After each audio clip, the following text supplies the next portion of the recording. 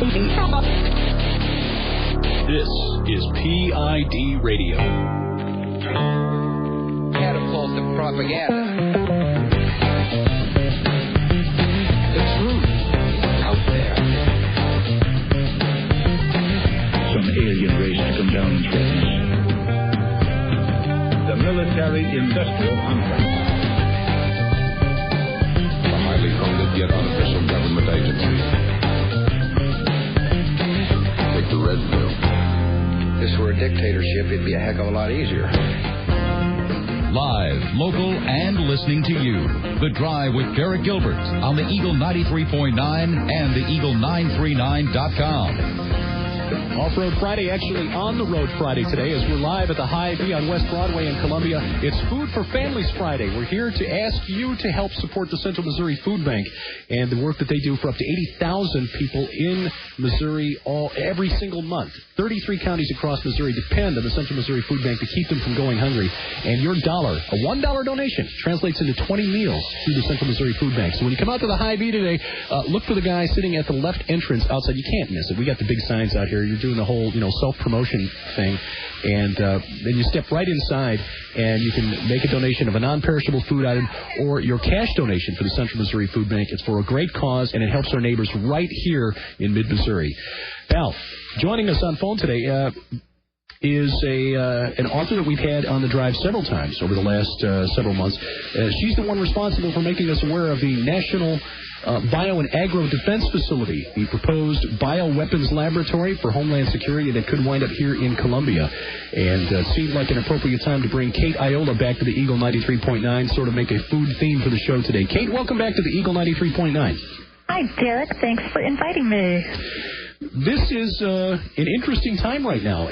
Columbia has made it into the final, 17 now in the running for NBAF?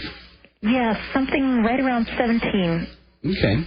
And while we've got that going on, that process, by the way, we just cleared another hurdle. We had a visit from representatives of the Department of Homeland Security here just last week. We also are dealing with issues regarding to food safety, although my opinion, and see if you agree, is that we're not hearing enough about the safety of our food supply in the major media. Yes, there was a bit of a hue and cry when the dogs and cats got sick from the melamine-tainted pet food. But then word came out that the FDA only inspects about 1.5% of the food and food additives that we import from places like China and India and other third-world nations. How safe is our food supply really? Well, there are several ways to tackle that question, Derek. One is to think about the supplies that are put into the food, like you were mentioning, that such a small percentage actually gets inspected. Well, this is a percentage that applies to pretty much everything that's imported into the country, whether it's food that's going to be going into our bodies or other kinds of goods. There's a tremendous volume of goods that come into the country, and the inspection burden is tremendously more than our inspectors can handle. And yet, how often, when the FDA does get out and inspect a load of incoming food, do you know how often they run across stuff that really isn't fit for human consumption? I don't know specific numbers on that. I would just say, though, I would much rather be taking my chances with food in this country than in other countries, Derek. Well, I would have to agree with you there. Well, let's concentrate on the security of our food supply as regards the food that is grown here. You were invited to speak by the FBI at a symposium last fall in Kansas City that dealt with agroterror. How serious a problem is that in the United States? How serious is Homeland Security taking this? They are taking the subject of agroterrorism very seriously. The terminology they use is that agriculture is a major soft target. It's something which, well, if you talk about the difficulty of inspecting imported food, how about the difficulty of safeguarding wide open fields of grain and livestock? It's basically impossible to protect all of these goods that are being produced in the countryside. Kate Iola is a guest on the Eagle 93.9 and the Eagle939.com, and her novel, Deadstock, deals exactly with this topic. I have made some progress in getting through your novel, and I'm ashamed to say that I've only made progress through it because you gave a copy of the novel to me late last summer. But you lay out a scenario in Deadstock that is very frightening in how easily the beef industry could be attacked. Was that a plausible scenario, or are you just trying to scare us? Well, I'm trying to scare you with a plausible scenario. It actually could happen. That was what grabbed me when I first started reading about it as a reporter. And I've since learned, as I've met more and more people and talked with the FBI, for example, that, in fact, it really is a plausible scenario. Yeah, go ahead. Go into the scenario. What exactly is the basic plot outline of your novel, Deadstock? The villain in my book causes an outbreak of this livestock disease called foot-and-mouth disease, which is a real disease. And he takes advantage of the chaos that would create to profit from the commodities markets. Now, that side of the equation is also plausible, and a number of people I spoke to hadn't thought about that possibility, but I guarantee you there are criminals that thought of it. Well, that's the thing that really struck me about your novel, is that it didn't deal with just the damage to the beef industry. In other words, a terrorist wanting to force the United States to destroy the thousands and thousands of head of cattle to contain the disease, but somebody who would do it to turn a profit on the commodities markets. Now, you say that you guarantee that there are criminals out there who thought of this. How do you know that? I know that because the FBI has documents that they seized from some caves in Afghanistan. They were al-Qaeda caves, which listed some of the biological agents that they were interested in, and one of them was foot-and-mouth disease. Really? Yeah. And the purpose was? It's number one on their list, on the FBI's, or on Homeland Security's list right now. And the interest of groups like al-Qaeda would be disruption of a major part of our economy. We're so used to having such a stable food supply and food production system here because of all the great advances that we've had in agriculture over the last half century, that we just take it for granted. And I think people don't realize how much it would disrupt our economic system if someone threw a wrench in that. How much would it disrupt America's agriculture industry if foot and mouth were confirmed in the United States? Well, it's foot and mouth is in a really unique position. It's not such a devastating virus by itself. It doesn't kill the animals, but it is the most contagious virus, so extreme efforts are taken to try to stop it from spreading. And it can infect both cattle and hogs, and so it would go through our major livestock populations. As a result, it would not only impact those populations, because we have to destroy herds to try to stop it, but all the grain that those animals would eat, depending on the time of year an outbreak happened, it could change what farmers plan to plant the following year. They could decide not to plant because the markets would be so disrupted.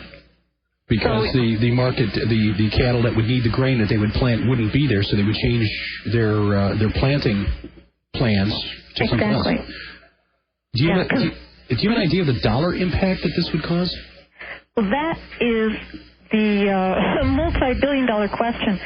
The impact in England when they had their last outbreak in 2001 was, I believe, 16 billion plus. And for them, a lot of the impact was tourism. Here, we have a substantially larger agriculture system than they do in England. Well, that was my next question. How does the size of our agriculture system compare to England's? It is scales larger. It's we would have, actually, there is a significant survey that's being done right now by the University of California, Davis, to try to understand how quickly an outbreak would spread and how far it could reach in the U.S., and that could help us finally figure out what the impact could be.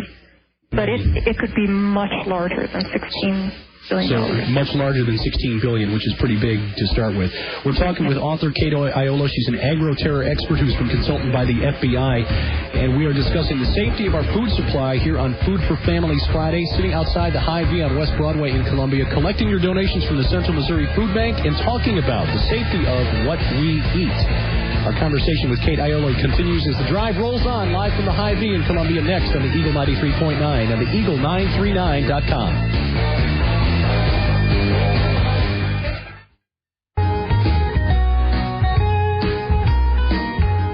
Thinking Out Loud, The Drive with Derek Gilbert on the Eagle 93.9 and the Eagle939.com. Sitting here outside the Hy-Vee on West Broadway in Columbia underneath a brilliant blue sky, not a cloud as far as I can see. It's got me thinking about golf. And I don't even play golf. But Monday, you should. It's the third annual Officer Down Fund golf tourney at the Columbia Country Club.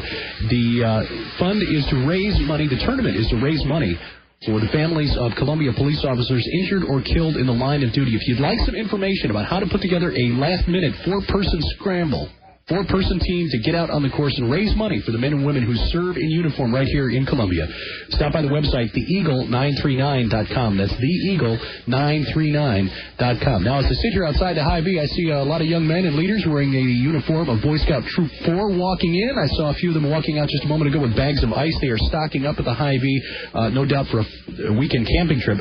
And I suspect that not one of them is giving a thought to the safety of the food that they're taking out there on this camping trip. We're talking with Kate Iola. She's an agroterror expert, the author of the novel Deadstock. Her website is Kate Iola, KateIola.com. Kate, you talked about the threat of foot and mouth disease. Now, that's kind of a silly-sounding disease. It doesn't have the same kind of ominous sound as, Ebola, for example. Ebola, right, hemorrhagic fever, something like that. Oh, yeah. Or anthrax. Anthrax just sounds dangerous. Foot and mouth sounds kind of goofy.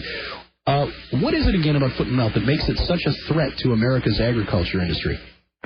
I tell people don't think of it as a livestock virus. Think of it as an economic virus. The impact of an outbreak would not be that we would run out of food, because we will not run out of food again in this country. We can always import it now. Mm-hmm. But if we had an outbreak of foot and mouth disease, we could see banks closing down in small towns all over the country. So that would be the kind of impact. So it's a little bit hard to get people, other than bankers, really excited about that, because it's not dramatic. Like you say, there haven't been any movies showing, animals or people falling to pieces or anything because of this virus. Not until Hollywood comes calling for the rights to Deadstock, huh? Right. I've actually spent some time trying to come up with a different name for foot and mouth disease, so it sounds a little more scary, but I haven't had any luck. So it's all about marketing on that score. Well, how contagious is it really? I mean, compared to, say, a common cold at a daycare center? It is much more contagious. Imagine if you had a cold and you sneezed and someone in a town 35 miles away caught your cold. Are you kidding me? It will travel 35 miles by air. Really? Yeah. They had this, unfortunately, proven in Europe when they had some earlier outbreaks, and they had islands which became infected because of breezes coming over from mainland areas where they had outbreaks. And plans to take foot and mouth disease and infect herds in the United States was found in caves in Afghanistan. Yeah. How is the FBI, how is the Department of Homeland Security trying to guard against that? Well, that's the worst part about it. You can't prevent it.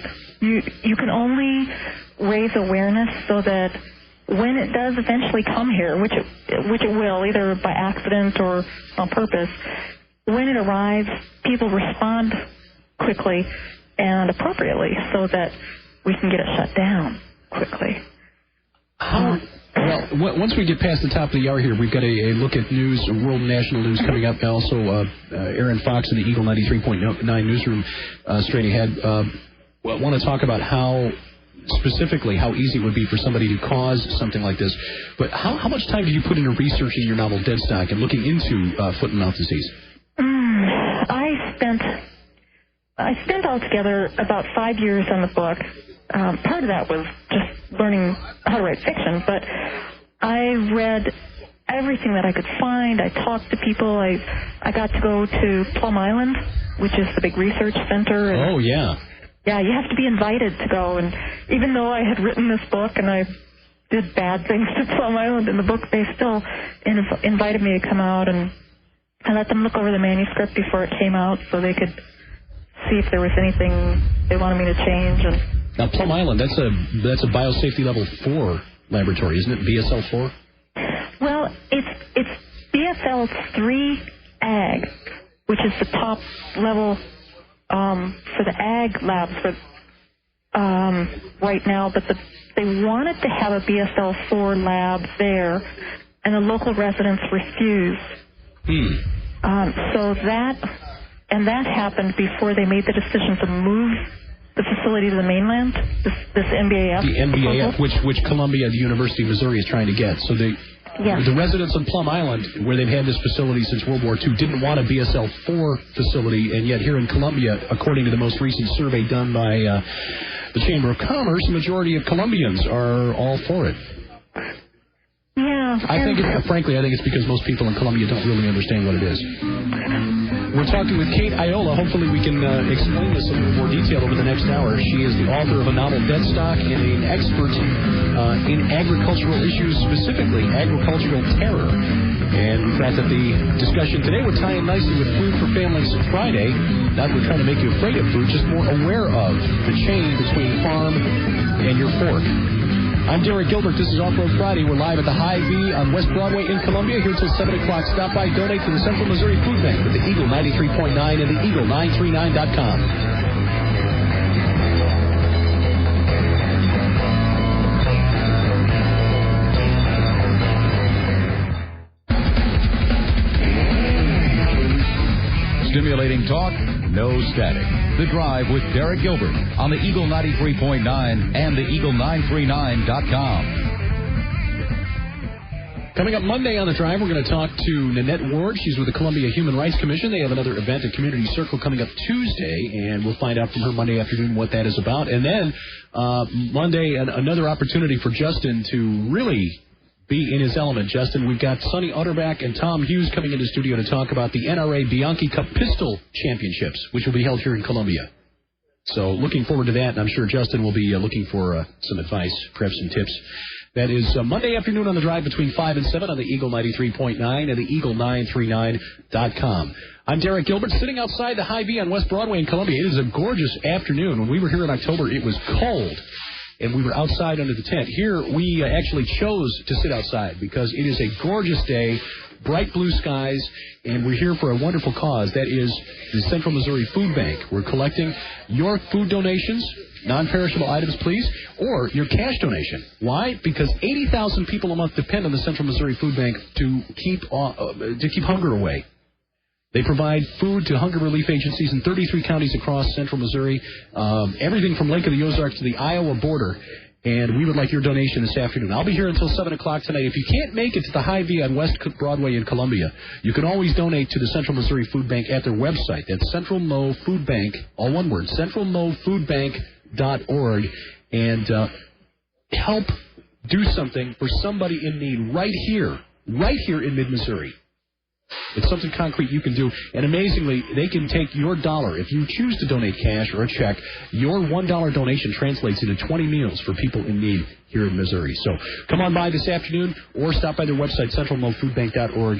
We're at the Hy-Vee on West Broadway in Columbia until 7 o'clock tonight. Joining us by telephone now, as we continue our discussion on Off-Road Friday, we tackle some of the topics you just don't hear about in the major media. Our guest is Kate Iola. She's an agricultural terror expert, the author of a frightening novel, Deadstock. Frightening because it is so plausible. Now, Kate, before the news break at the top of the hour, we were talking about foot and mouth disease, the fact that the FBI has found documentation in caves in Afghanistan that Al-Qaeda is thinking about trying to infect herds in the United States with foot and mouth disease. How easy would it be, based on your research, for them to do that? Well, unfortunately, it's probably one of the easiest diseases to spread. I really laugh when I hear people having panic fits about, suitcase nukes? Or things like, even like anthrax or smallpox, which really would take quite a bit of preparation and work to generate enough to cause a big outbreak. With foot and mouth disease, you really would just have to get a handful of mud from one of the many infected parts of the world and bring it back home here and go spread it on the nose of some animal or put it in a sprayer and spray it on them. And this, I'm not revealing any state secrets here. This is absolute basic biology. So this is pretty low tech. Oh yeah. It spreads the way the animals spread it. They breathe it out. It comes out in, every fluid that comes out of the animal's body. And that's all that needs to be put in contact with another animal. So, foot and mouth, is it a virus or is it a bacteria? It is a virus. How long does it survive outside an animal? It's a fairly tough virus. It can be inactivated by sunlight, so good sunny days would be nice if there's an outbreak. But it can survive for a month in mud. It survives very well frozen. So if we had an outbreak in the winter, we really wouldn't be able to clean things up properly until the spring thaw. And when you say clean things up properly, what do you mean? Decontaminating. Going through an area, which is what they had to do in England, for example, to try to get rid of the virus from areas that had been infected. They had to entirely clean out barns, manure pits, soil. They would scrape away the top layer of soil from feedlots because the virus would be throughout, would be all mixed in with the soil. And so before they could bring animals back to an area, they'd have to completely sanitize a farm. And what happens to the animals on an infected farm? Well, if you don't want to have the virus in your country, you have to destroy the animals anywhere that there is an infection. There aren't very good vaccines, and it is possible to use vaccines as part of your strategy for stopping an outbreak, but since the vaccines aren't very good, you still have to destroy those animals eventually. For how wide a radius around the infected areas? There are some specific plans for the range, and I'm not sure if they're completely consistent state to state. That's something I've got to check up on, but it's an order of miles. So if my farm was infected, everything within, say, 3 miles of me or 2 miles would have to be depopulated, as they say. And that would involve hogs, cattle? Yeah, all of the vulnerable animals, which would be hogs, cattle, goats, sheep, alpaca, camels, if you happen to have any camels.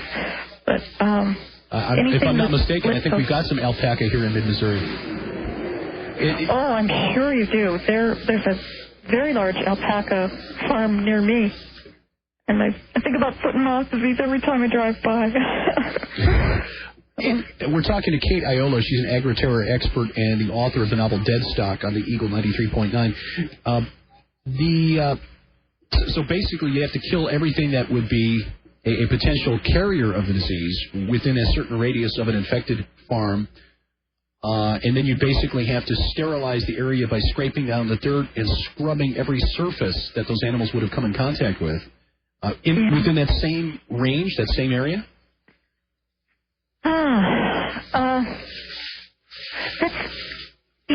I think so. I hadn't thought it through to that extent. I know the barns that the animals are in, but as far as what they do with pasture, I don't know about that. Now, you mentioned in the last half hour that the virus can be aerosolized. It spreads through the air, and it's been known to spread up to 35 miles from an infected area. So everything downwind for some miles could potentially be infected.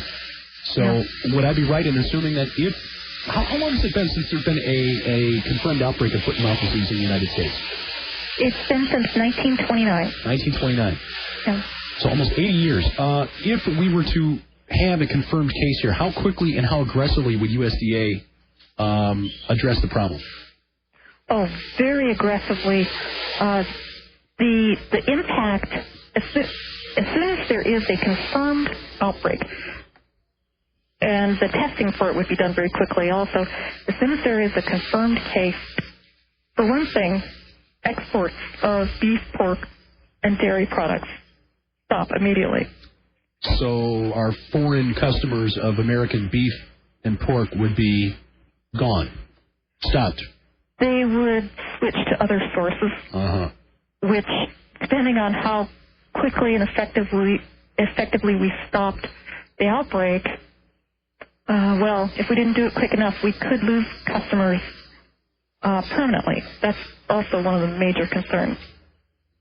Right now, we're in a really unique position. We are the largest agricultural country that is foot-and-mouth disease-free and vaccine-free.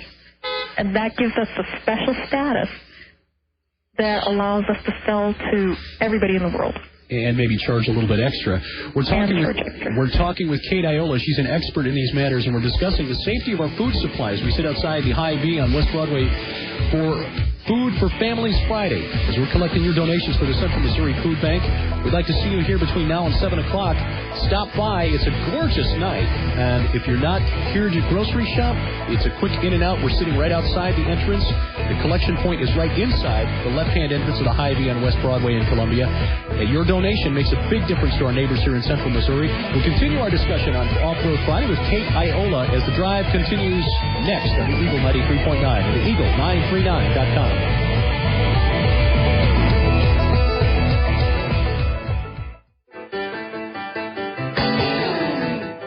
This is The Drive with Derek Gilbert on the Eagle 93.9 and the Eagle939.com. And we are off to a wonderful start for the weekend here. I just talked with Jessica Spangelauer, the Director of Development for the Central Missouri Food Bank out here at the Hy-Vee on West Broadway in Columbia. And she said that so far this month we've raised just about 3/4 of a truckload. We're talking about 15 tons worth of food for people who are hungry here in Central Missouri. The Central Missouri Food Bank is looking for your donations. It's a Food for Families Friday at the Hy-Vee on West Broadway. We'll be here until 7 o'clock tonight.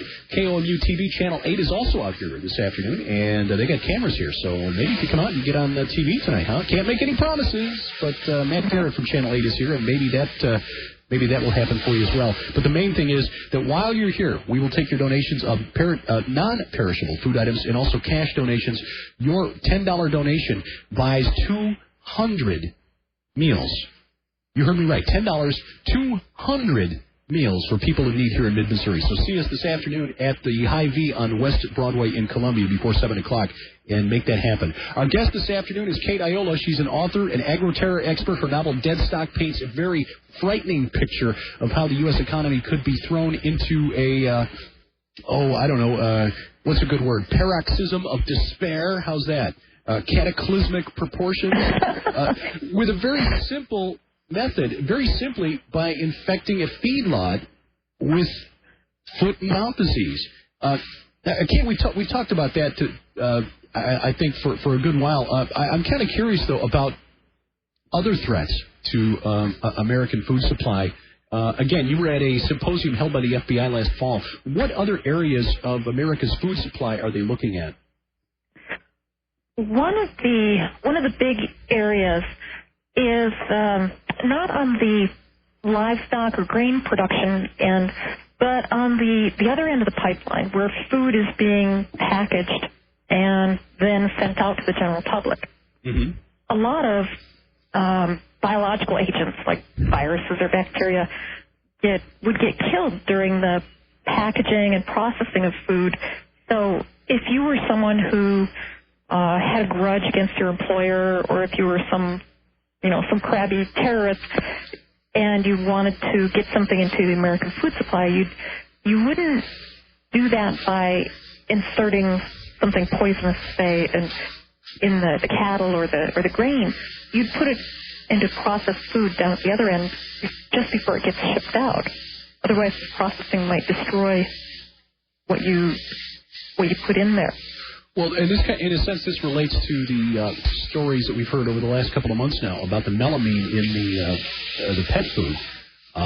Not exactly the same scenario, but it kind of demonstrates how things can get into processed food items without us really knowing about it. And we can.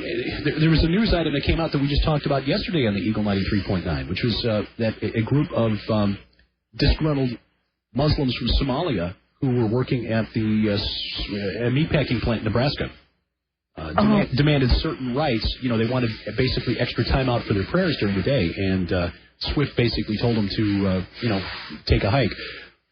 But you look at that story, and then you put that together with the scenario that you put out there, and it's conceivable that something like that might happen at a food processing plant at some point. What safeguards are in place? What safeguards are in place to keep that from happening? Well, those are tough things to do. There's not a whole lot you can do to prevent having unhappy people working in your facility. Mm-hmm. Even if you do have, good company morale and good screening of your employees. So a lot of it really relies on having good inspection service. And as we said at the beginning of the program, inspection is a tough process. On imported goods, there's only, like you said, only 1 or 2% of everything imported gets inspected. And at food processing and packaging plants, I believe the percentage is higher than that, but still it's a very big challenge because they're also not able to screen for every possible thing that someone could doctor a product with. Well, as in the case of the pet foods, the substance that caused the deaths of over 42,000 cats and dogs is melamine, which on the basic tests just showed up as extra protein. Yeah. Is it a problem with manpower or funding for the FDA or the USDA? Who's responsible for checking these sorts of things at food processing plants? I believe it is a combination of the USDA and the FDA. It definitely is supported by our tax dollars.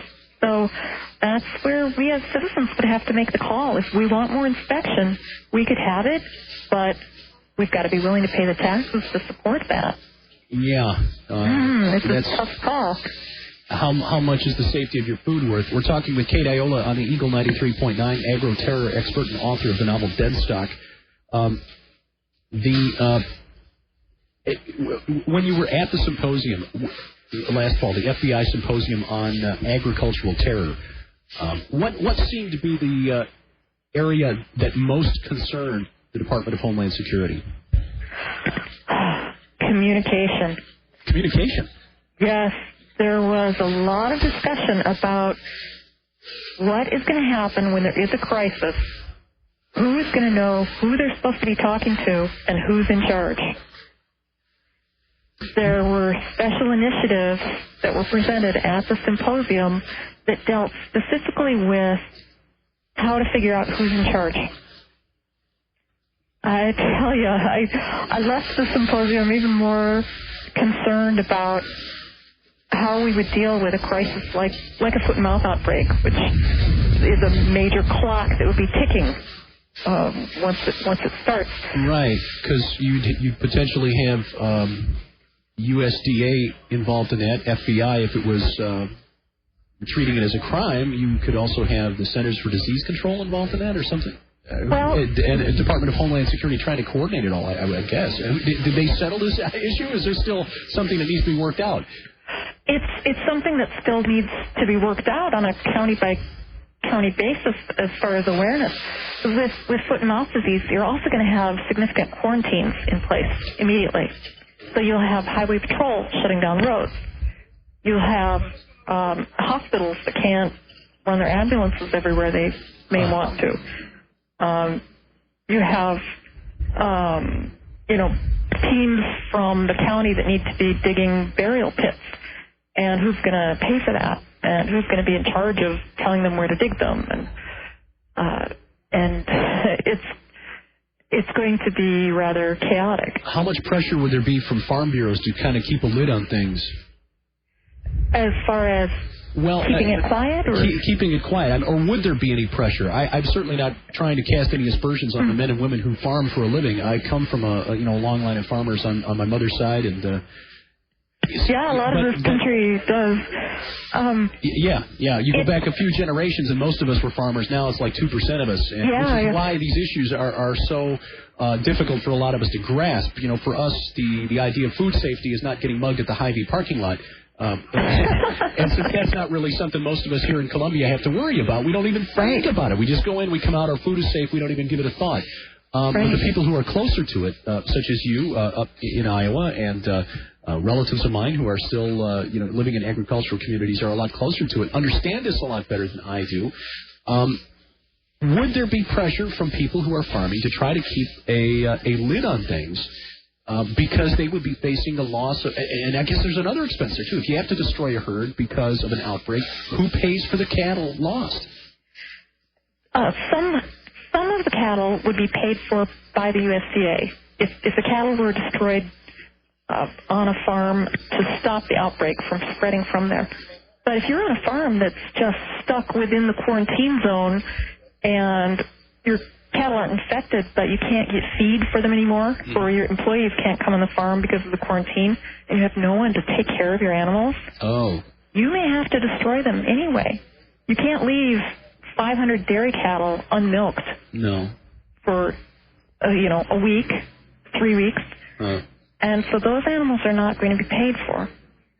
So there is tremendous risk for the individual producers that there would be many farms that go bankrupt. And again, people in a zone like that, or people who live in agriculture communities, people who farm for a living, understand that risk, I think, or at least they have a better understanding of the threat than those of us who are living in urban areas, who were raised in urban areas, who, again, the extent of knowledge I have of dairy cow is, that it comes in a gallon jug or a half-gallon jug.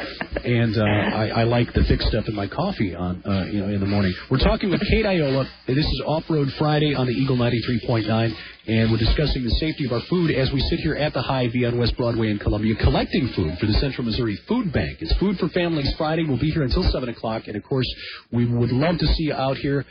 We've collected over 30,000 pounds of food this month for the Central Missouri Food Bank. We'd like to add to that, of course, because there are some 80,000 people this month alone who depend on the Central Missouri Food Bank to keep from going hungry.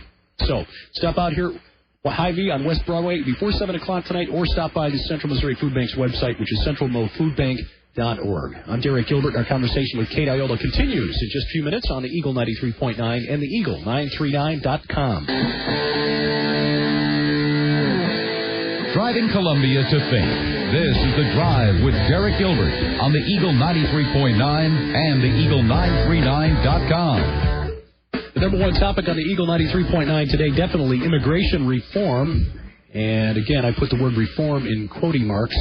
Michael Savage and Neil Bortz will take up the topic after 7 o'clock tonight on the Eagle 93.9 and the Eagle939.com. I'm Derek Gilbert, sitting outside the Hy-Vee on West Broadway in Columbia. Just saw Jessica Spangle-Auer, the Central Missouri Food Bank's Director of Development, rolling a shopping cart full of donations for the food bank out to a waiting van. They're collecting and going to take it off to the food bank here. There's still time for you to stop by with your donation, either a cash donation or donation of non-perishable food items. It's for the Central Missouri Food Bank, one of 5 food banks in the country that supplies food for free to hunger agencies, and they serve 80,000 people a month in 33 counties here in Missouri. So if you'd like to do something for our neighbors right here in our backyard, make sure you come out to the Hy-Vee this afternoon before 7 o'clock. If you can't make it by 7, stop by their website, centralmofoodbank.org. And as we collect food for the Central Missouri Food Bank, we're talking about the safety of our food supply in the American agriculture industry with the agroterror expert and author Kate Iola. She's the author of a novel, Deadstock. You can find out more at her website, Kate Iola, KateIola.com. Kate, I want to talk more about the National Bio and Agro Defense Facility. This is something that you made me aware of last year, and Columbia is in the running for this highly secure $500 million proposed center that the Department of Homeland Security wants to build. The proposed site is out on New Haven Road, just next door to practically to New Haven Elementary School. What is NBAF? Why does the Department of Homeland Security want to move it from Plum Island to the Heartland, possibly? Well, that is a very good question, Derek, and I don't believe that they have a good answer for that myself. The NBAF is, as you mentioned, it's the replacement for Plum Island, the place that I visited this last year. Mm-hmm. Plum Island is a very isolated location for a research facility, which is which is all they have there. There is nothing else on Plum Island except for the research lab, which mainly, almost exclusively, works on foot and mouth disease. Really? Yeah. There are a few other projects that they do in the building. They do also the testing, all of the foot and mouth disease tests that are run throughout the year from anyone who suspects they have an animal who might have a case. Those are also all shipped to Plum Island. And so that is part of the package that is being proposed to move to this replacement facility called the NBAF. Now, why is this facility on Plum Island now? Where is Plum Island? Plum Island is off the tip of Long Island, off of New York State. Mm-hmm. So it's south of Connecticut and east of New York State. It's only a few miles off of one of those land masses, a few miles off of Long Island. But it's also in a very livestock sparse area. You don't have a whole lot of rodeo activity in New York City. Yeah, not many cows or pigs there. Not anymore, anyway. Yeah, so you don't have livestock trailers going by with high frequency or, ever going through Long Island. So in that sense, it's a very good layer of biological isolation around the center. Plus you have physical isolation because you have at least a couple miles of water all around this facility. And then you also have it isolated from traffic because the only people who are allowed on the island are the ones that are authorized to go into the laboratory. Okay, so there's nobody who can get close to it unless they're supposed to be there. Right. Okay. Even to get on the island, you go on a ferry that's owned by the island and run by Homeland Security. They've got armed guards. You have to check in, show them your ID. They check you off. You sit on the ferry with them, and they take you to the island, and they check you off on another list, and then they put you on a bus. Everybody gets on this bus and is carted up to the laboratory. And people who work there do that every day. And the people, when they leave the island, what kind of do they have to go through any kind of a decontamination procedure? Oh, yeah. Because the things they work with there are not dangerous to humans, but they're dangerous, extremely dangerous to livestock. That's why they have them on an isolated island. So when you go to the island, I took my mother there. A Mother's Day trip to Plum Island? Actually, it was her birthday. But, I don't know, she's used to me. So, it was her 70th birthday, and I just thought it would be special. So, my mom turned 70 a few weeks ago, too, and we hired an Elvis impersonator. Okay, so? Took her to a German restaurant. Plum Island was just, we couldn't get on the package tour. Yeah, well, it was kind of important to me, so I thought she'd like it.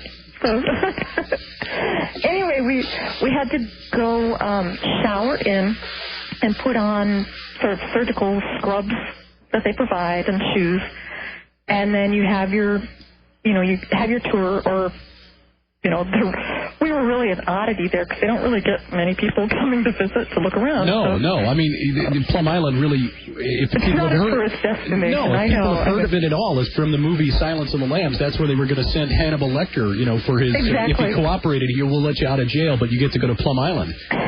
Yeah. So that's the only thing I knew about Plum Island before we started talking. Yeah, and they really do have sharpshooters there to get rid of deer on the island. Really? I think they mentioned that in the movie, too. Yeah. Yeah, they can't risk the deer, because deer also carry foot-and-mouth disease. Oh, okay. All right. They can't risk deer getting it from a leak and then carrying it to the mainland, because the deer will swim all the way to the mainland. 3 miles. Yeah. Interesting. Kate Iola is our guest on the Eagle 93.9 as we sit outside the Hy-Vee here for the Central Missouri Food Bank. We're talking about food safety and security and the National Bio and Agro Defense Facility. So this is the place, the sharpshooters around the island, 3 miles off the mainland where you've got to wear scrubs, you've got to be decontaminated when you leave, no one gets close to it. And this is the facility that the University of Missouri would like to put on New Haven Road, close to New Haven Elementary. Would they be studying just foot and mouth here, or are there other diseases that Department of Homeland Security would like to study at this NBAF? Well, the NBAF is actually another level beyond Plum Island. So this is a level of security higher? Yes. So yes, Plum Island is just for animal diseases. Okay. So it's called BSL, Biological Safety Level 3 Ag. And what they want to have with the NBAF is that same package plus BSL-4, which is for diseases that can infect humans. Okay. So diseases that infect animals and humans. Now, BSL-4, you don't do that at Plum Island. BSL-4 is the highest level, isn't it? Yes. That's the kind where guys have to wear, like, moon suits to go in? Yes. Okay. That's the spacesuit level, because you need the spacesuits to protect the human. Right. So when my mother and I were in Plum Island, we were all the way down in the animal facility, and we actually got to see animals that had foot-and-mouth disease. It was pretty disturbing. But we only had to promise not to go near any farms when we came out, and shower out extremely well. Believe me, we did. But we weren't at risk of us getting sick with anything, so we didn't have to wear the moon suits. Right, but this BSL-4 facility that DHS wants to build, and again, Columbia is one of 17 applicants for this particular facility, would have that security plus BSL-4. What kind of diseases are studied in a BSL-4 laboratory? BSL-4 would be the kind of laboratory where something like Ebola could be studied, because that can infect... I don't know that they need to work on Ebola there, but that's something that could infect humans or monkeys, say. And so that's something you would not study in the ag, the level 3, but you'd study that in the level 4.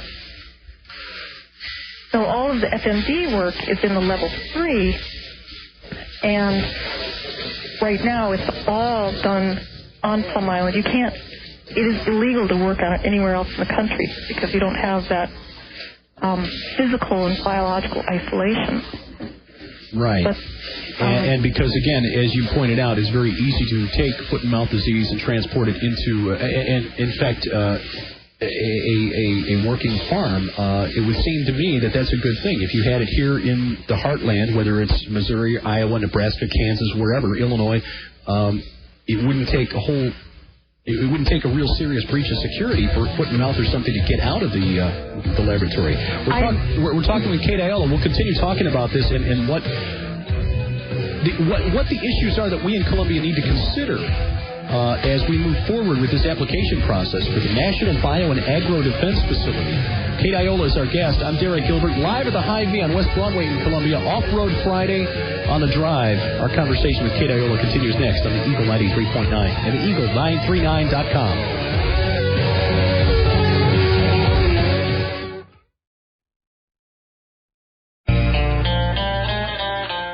You're hearing The Drive with Derek Gilbert on the Eagle 93.9 and the Eagle939.com. And that rattle you hear in the background is sound of grocery carts going in and out of the Hy-Vee on West Broadway in Columbia. I'm sitting right outside the left-hand entrance as you look at it. We're here for the Central Missouri Food Bank collecting on Food for Families Friday. The Central Missouri Food Bank supplying food to 80,000 people across Missouri every month at no charge to them. So your donation is going straight to people who need it and is not being taken up with, say, administrative costs.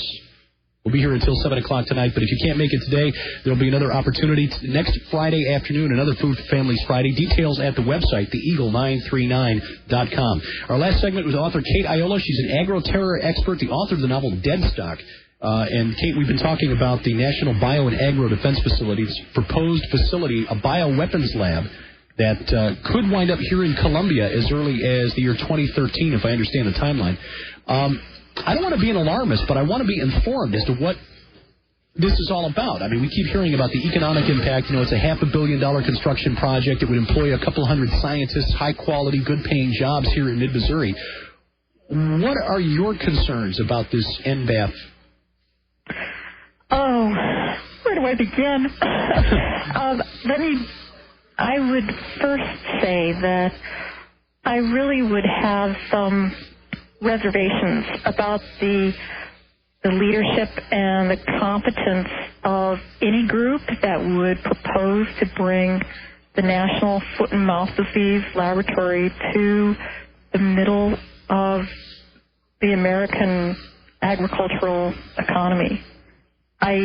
Without even thinking further about the BSL-4 side of the facility, the fact that they're proposing to bring the Plum Island lab, basically, is so irrational.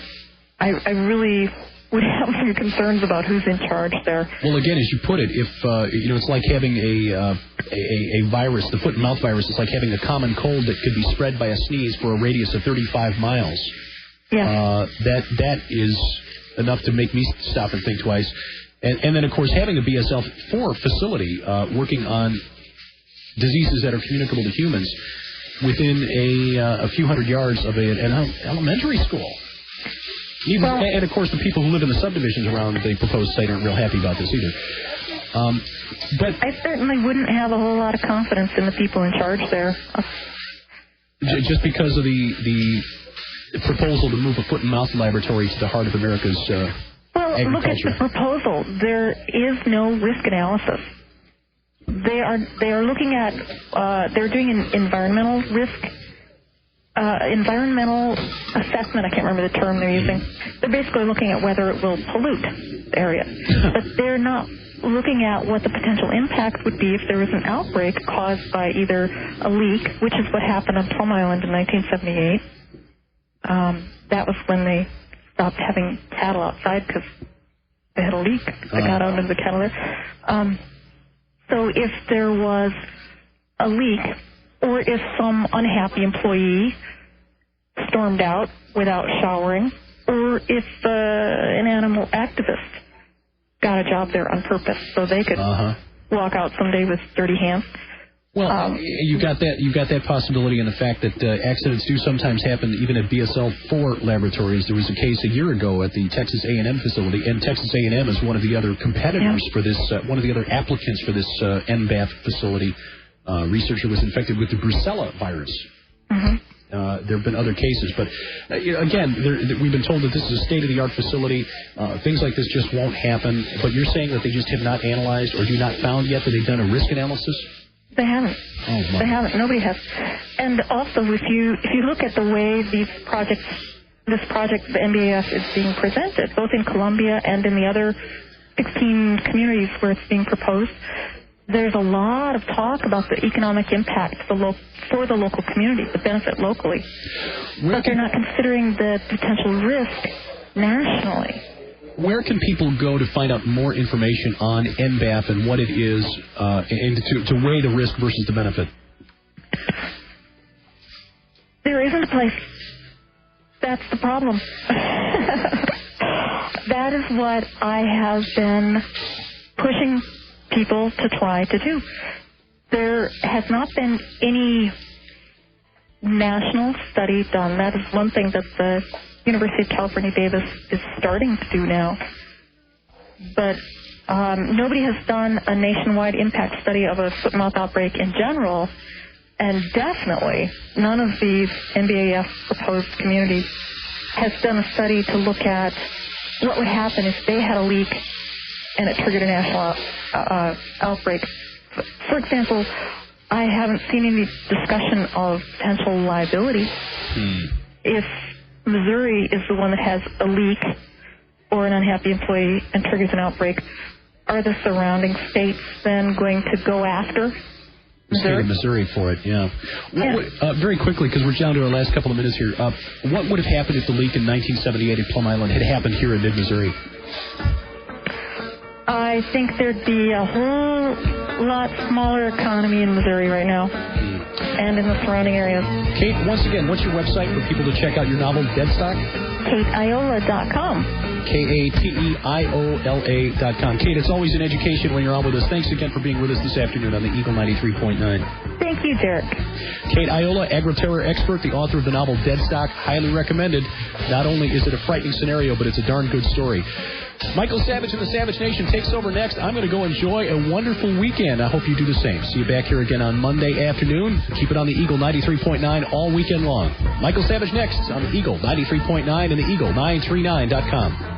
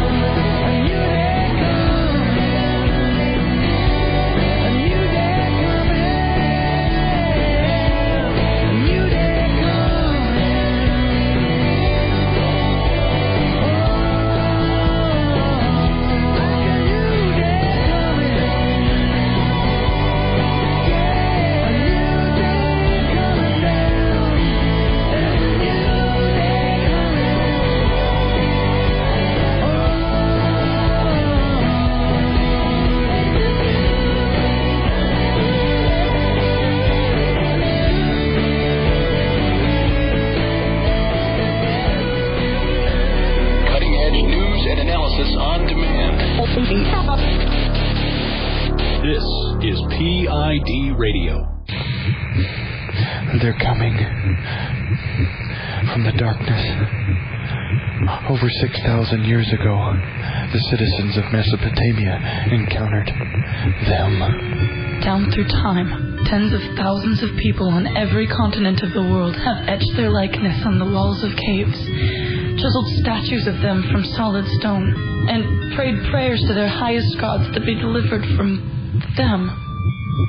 But prophecy says they will return, and at a time when Babylon, modern Iraq, and Iran is invaded and destroyed. This spring, exclusively from RaidersNewsUpdate.com, we'll tell you what you need to know about them.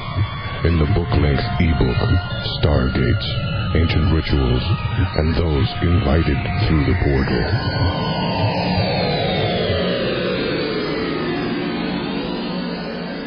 In the 14th century, the Black Death killed nearly one-third the population of Europe. In 1918, the Spanish flu killed as many as 100 million people. The next great plague may already be spreading. Inspired by today's headlines, it's the Armageddon Strain, the explosive new thriller from Sharon K. Gilbert.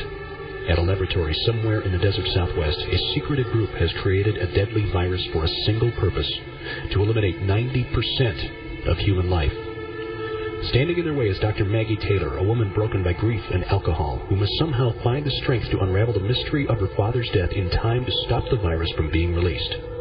Infuse magazine says Sharon Gilbert has a talent for making you feel good, scared, on the edge of your seat, and dying for more. And Christian Fiction Review says Sharon Gilbert does a very nice job of building suspense and horror step by step.